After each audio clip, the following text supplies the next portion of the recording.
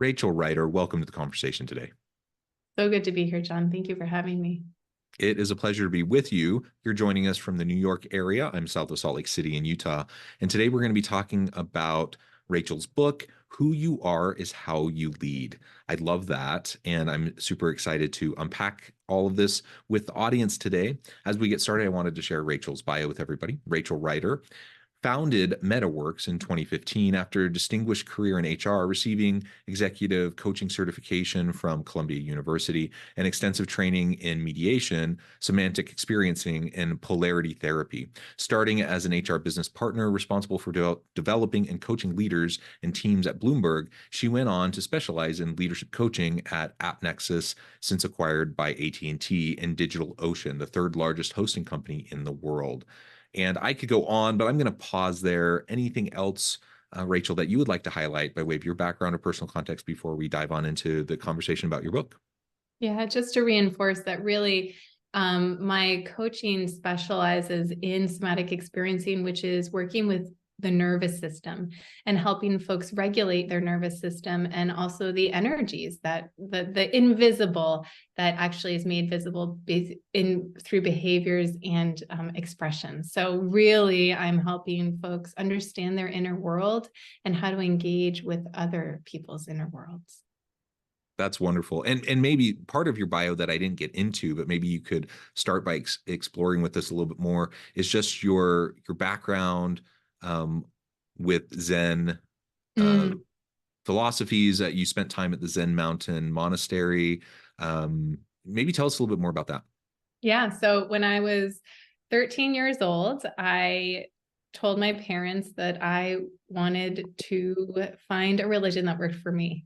My mother's Jewish, my father's Catholic, and actually my father met my mother at a Buddhist monastery. He was a Zen Buddhist monk for many years. So we had a lot of religion in our house, but it was very loose.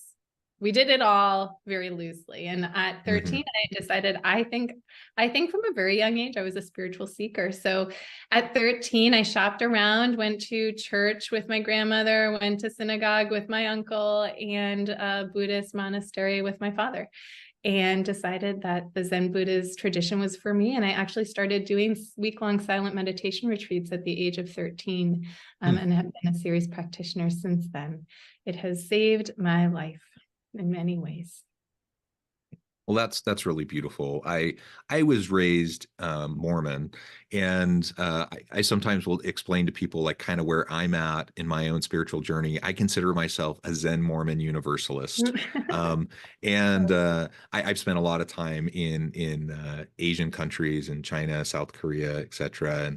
And I really I appreciate the upbringing that I received, but I also I like the grounding in Zen Buddhist philosophies that I think really help, certainly shape who I am today, but I think are very useful just as we interact with others in a very messy, complex world, right? Yeah, I totally agree. One of the things that I think is actually really important and powerful in the coaching that I do is helping people not believe their thoughts, but to listen to their thoughts as information that they can then choose to believe.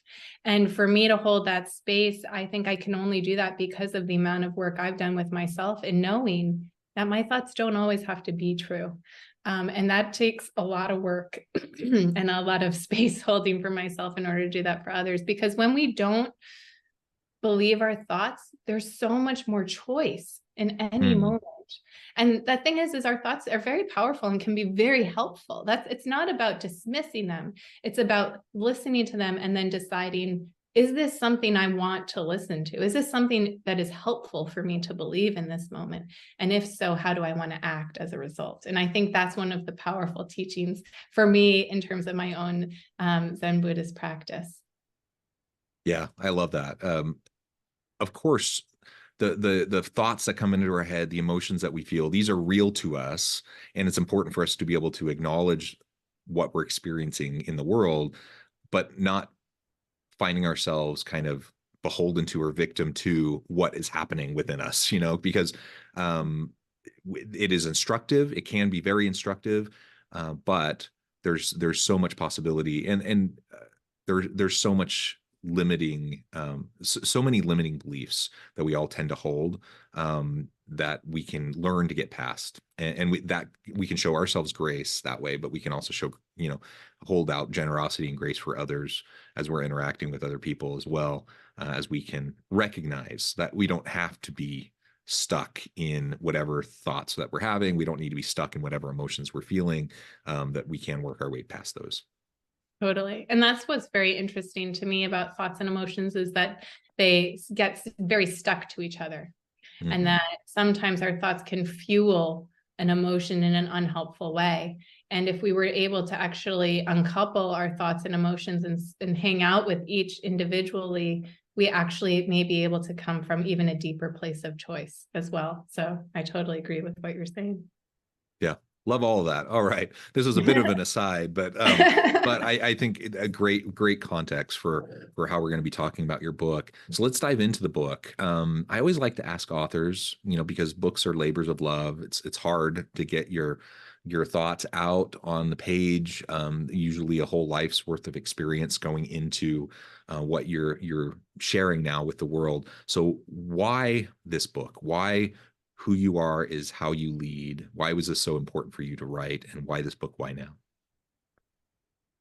A couple of things. I think that coaching is a very private experience and happens often behind closed doors. At MetaWorks, we work with executives, and so at the highest levels of an organization. And so very rarely do people get insight into what these kinds of conversations are about, and how are they helpful, and how are they helping.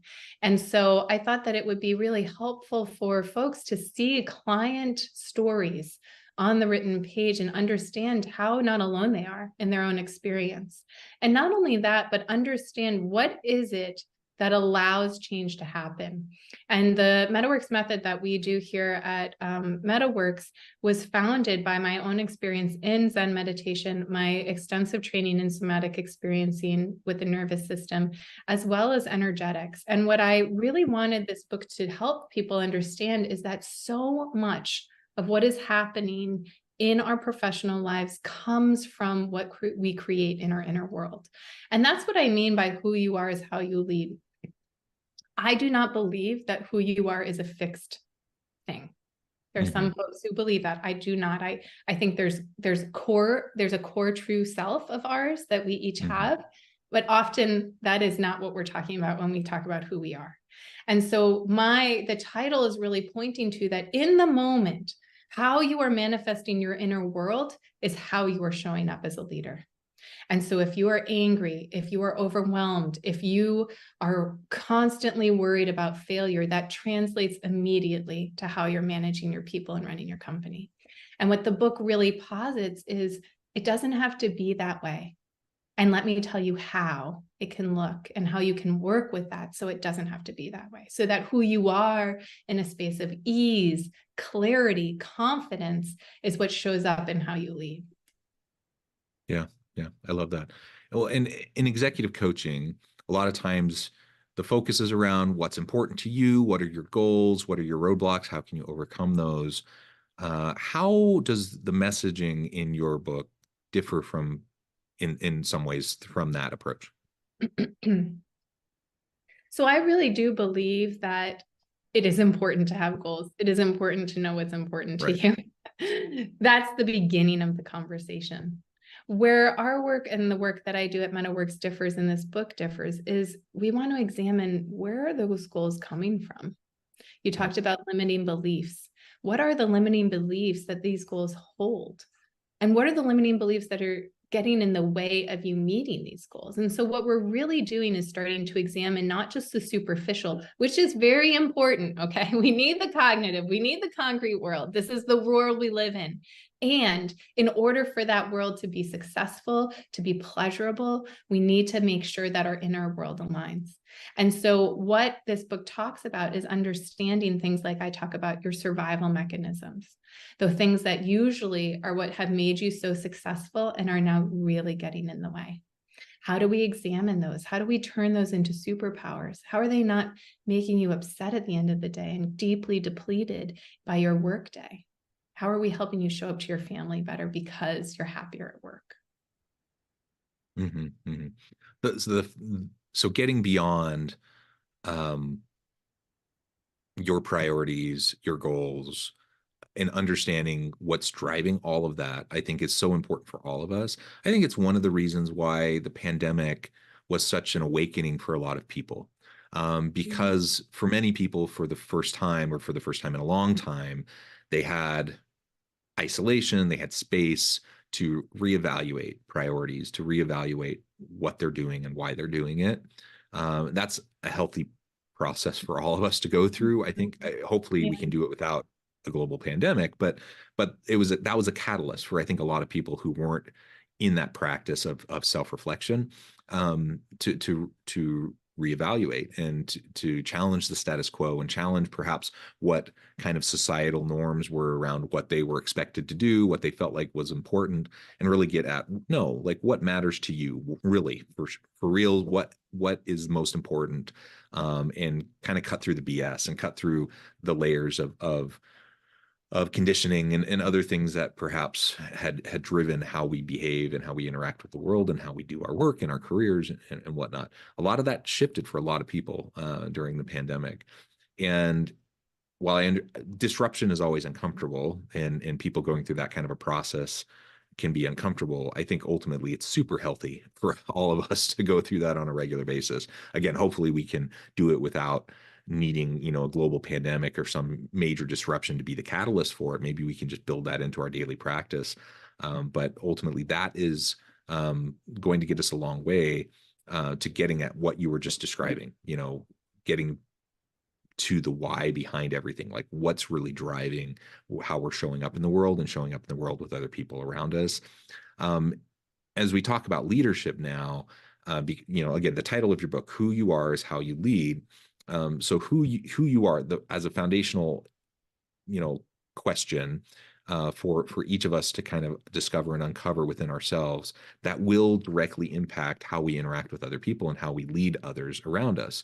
How generous we are with other people, whether we tend to manipulate other people, or work to empower other people.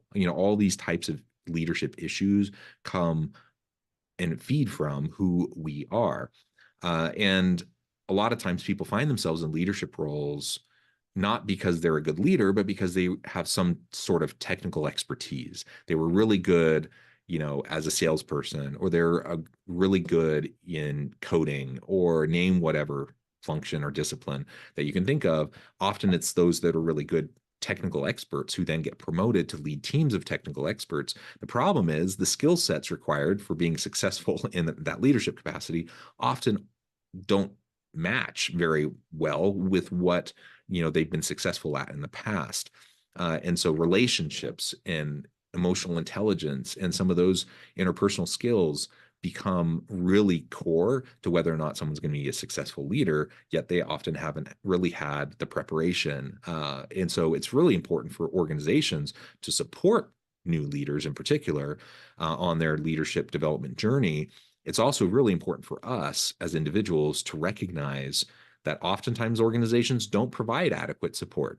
And if you want to be successful in your new leadership role, it'd be wonderful if every organization was super invested in the development of their leaders, but they're not. And so we have to take responsibility for ourselves and our own development. And let's talk about that a little bit in relation to your book. Like, Yeah. how can I take ownership over my own development?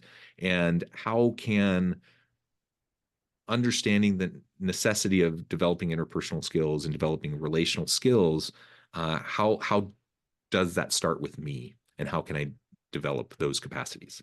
I appreciate this question because this is really the foundational premise of my book, which is your relationships are your deliverables when you are a high-level leader. And that's very confusing for folks just because of what you said. I get promoted and promoted and promoted because of my technical expertise. And now that technical expertise, it might be even tertiary to what you really need to be doing, which is managing your relationships, because people under you, maybe even levels below you, are the ones actually executing. What you need to be doing is managing your relationships with the folks under you so that there's trust, transparency, effective communication. And the premise of my book is the only way that you can have effective relationships in the workplace, which is foundational to your success as a senior leader or an executive in an organization, is you need to have a good relationship with yourself. You need to understand what really pisses me off. Is that helpful when I get pissed off? When is it not helpful? When is it okay? Where do I favor folks? Where do I not? What is this all in terms of my inner soup of self-doubt, of anxiety of failure, of overworking, of anxiety? All of those pieces fuel unhelpful relationships in the workplace, which is ironic because really, when you are an executive leader, you need to be having incredibly successful and productive relationships. Mm-hmm. What's so interesting to me is that often when I'm coaching CEOs and their leadership bench below them, this can be this idea that relationships are your deliverables it's I'm blanking on the word. It's like sensational. It's like, oh my God, yes, I knew that, but I didn't have the words. That's why this isn't working. Yeah. And it's like, oh, it's a light bulb goes off. And then they're like, oh no, so how do I do this? How do I have a productive conversation with the person that I'm micromanaging? Because I actually don't really trust them and I'm really anxious about failure. It's like, okay, that's where we begin. And that's where you can pick up the book and check it out a little to start to understand what's getting in the way for you inside. What's that roadblock? Yeah. And I like the micromanaging example because everyone knows micromanaging is bad. Nobody likes to be micromanaged. No leader likes to micromanage people, I don't think. I mean, not really, because it's just annoying. Everyone knows it's annoying. It eats up all your time. Nobody really wants to do that. The problem is it's all about trust. And you can say, I trust my people. You can know that that's an aspirational goal to have and to hold and to not micromanage. Yet where the rubber meets the road, you have people doing the work that you are then accountable for and responsible for and reporting up the line, your results. And so it can really be hard to, on the one hand, know micromanaging's bad. I need to develop trust with my team. And yet it takes like time. It takes intentional effort over time and consistency to develop that trust. And a lot of leaders just don't feel like they have the time, or they're not willing to invest the time. And therefore you find yourself in this conundrum where like, I really don't trust my people to get stuff done the way it needs to get done. But I also know that micromanaging is bad. So what am I going to end up doing? A lot of times people end up defaulting back to, these learned behaviors that aren't healthy, of micromanaging, of toxic leadership, of various things, even though they know it's not good. They know they shouldn't be doing it. That's really the heart of my work. Is we are not leadership 101. You come to us, the 101. I should be delegating. I shouldn't be micromanaging. I should be empowering my team, and I can't. I had a CEO who was managing all of the high-level deals for his 500-person organization. That's outrageous. And he was totally burnt out and overwhelmed, not surprising. And he, even though he understood that, he vaguely understood like this was not helpful, he was like, yeah, but Rachel, there's so much money on the line. I can't afford for it to not go well. And so this is what's so important about the work is first of all, I normalized that. I was like, yep, I get it. Like it has been a difficult time in tech. I understand that there's a lot on the line, and we don't have to let go of this overnight. And you are going to die, using his words, actually, if you keep this up. You are not sleeping. You are completely stressed out. You are getting chronic migraines, like something needs to change. So let's talk about incrementally how that can change. And so it wasn't just, okay, I can be the final call I can be the closer on the sales call, which is the cognitive, concrete, strategic piece. But we also examined, what is the underlying fear that's actually overpowering your logical sense that maybe it's not helpful to be at the beginning of this deal? What is the crippling fear that is making it impossible for you to not insert yourself early? And what was fascinating is it came down to failing. And if I'm going to simplify it, the company will fail, the company will fold. I won't be able to show up for my family. And at the core of this is where the work is transformative. When you start to understand the root cause of a behavior, that's when you can truly solve for it. So when we started to work on that fear, what was real about that fear? What was true? What was old? How young was that fear? What did that fear need to feel safe? Then he could actually start to let go. That's where, when we uncover the inner world piece, then he can translate that to the behavioral. Then he can make sure his team is trained, that he can trust them, and he can let go little by little. And that's where the work is. I so appreciate what you're saying, how these things are not helpful, and yet you're still doing them. That's the power of this kind of coaching, because we're working on the nervous system level. Yeah. And I really, are there bad leaders who are intentionally, nefariously just bad? They exist, yes. But do most people wake up in the morning with twirling their little mustache and thinking, ha ha ha, how am I going to exploit my people today? Like, that's not a thing. Like, people don't do that. Most people are good, trying to do the best they can for their teams. And they just get caught up in the grind. They get caught up in the pressures and the anxieties and the stressors of the work that they're doing. And when you are in a heightened level of anxiety and stress, you default to learned behaviors, right? And things that you've just observed other people doing, even if it's not good, it's not healthy. And so that's what we want to disrupt. We want to be able to help people see that as it's happening and choose something different, even though that's the natural response that they might be inclined to have. Exactly. Well, very good. I feel like we could go on and on. We've only really scratched the surface, Rachel, but I also know at the time I'm going to need to let you go here in a few minutes. So as we start to wrap up, why don't you highlight anything else from the book that you think is really important for anyone considering picking it up? How this can be helpful, even transformative for leaders as they're working with their teams, and then we'll move into wrapping up the conversation. I would say that everything you have lives within you. Everything you want lives within you. And what this book does is it helps you uncover those treasures that might seem like roadblocks right now. What this book talks about is how you transform them, because you've got it all. You've got your magic. It's how do we help you access it so it translates into the leader you want to be and the life you want to have. And I really think that this book can help you do that. Beautifully said. Thank you so much. As we wrap up, I just wanted to give you a moment to share with the audience how they can connect with you, find out more about your work, your team, where they can find the book, and then any final word you want to provide today. Yeah, you can find us at MetaWorks, METTAWORKS.io. That's our website. You can find me on LinkedIn, Rachel Ryder, and you can also find us on Instagram at METTA.works, WORKS. And you can find the book online in Amazon, Barnes & Noble, some of your local bookstores, and on our website. Excellent. Thank you so much again, Rachel. It's been a real pleasure. I encourage the audience to reach out, get connected, find out more about what Rachel and her team can do for you. Check out the book.